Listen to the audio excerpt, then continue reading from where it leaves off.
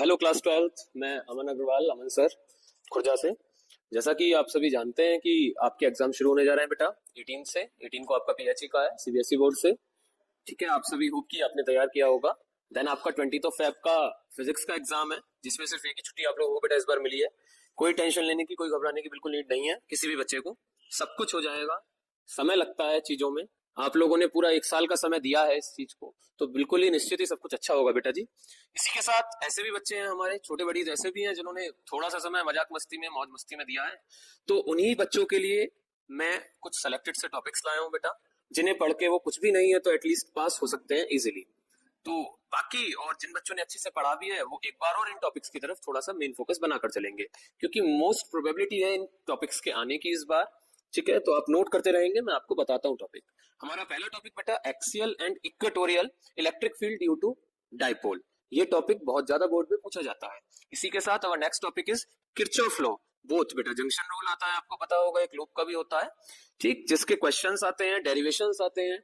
अगर इसकी थ्योरी आती है तो बहुत ही अच्छा है, कंजर्वेशन बेस्ड होती है, हम लोग इजीली लिख सकते हैं। अगर इसके न्यूमेरिकल्स आते हैं तो आपको थोड़ा सा पता होना चाहिए कि इक्वल टू 0 ही इसका नेट सम आता है। इसी के साथ बेटा फ्रीक्वेंसी एंड वेवलेंथ रिलेशन आता है हमारा इलेक्ट्रोमैग्नेटिक वेव्स में।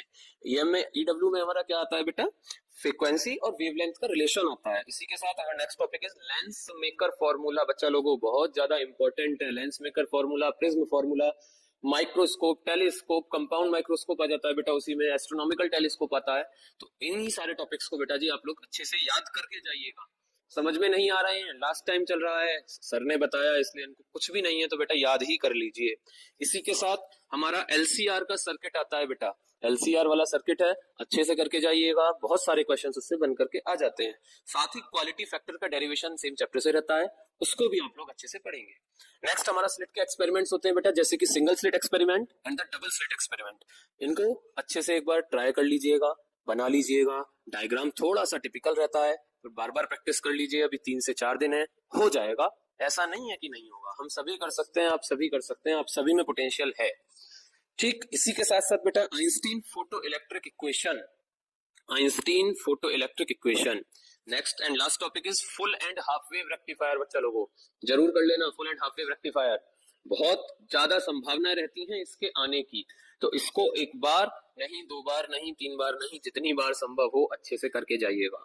इसी के साथ साथ और भी बहुत सारे टॉपिक्स हैं, ऐसा नहीं है कि मेरे द्वारा बताए गए या किसी भी ऑनलाइन प्लेटफॉर्म में बता दिए 10-12 टॉपिक्स, तो आप उन्हीं के बेस पर खड़े रहे कि सर हम तो बोर्ड क्लियर कर लेंगे। ऐसा भी नहीं होता बेटा, क्योंकि देखिए 12th क्लास का बोर्ड है और आप जो एग्जाम देने जा रहे हैं ना, वो टफेस्ट एग्जाम में से एक बन चुका है।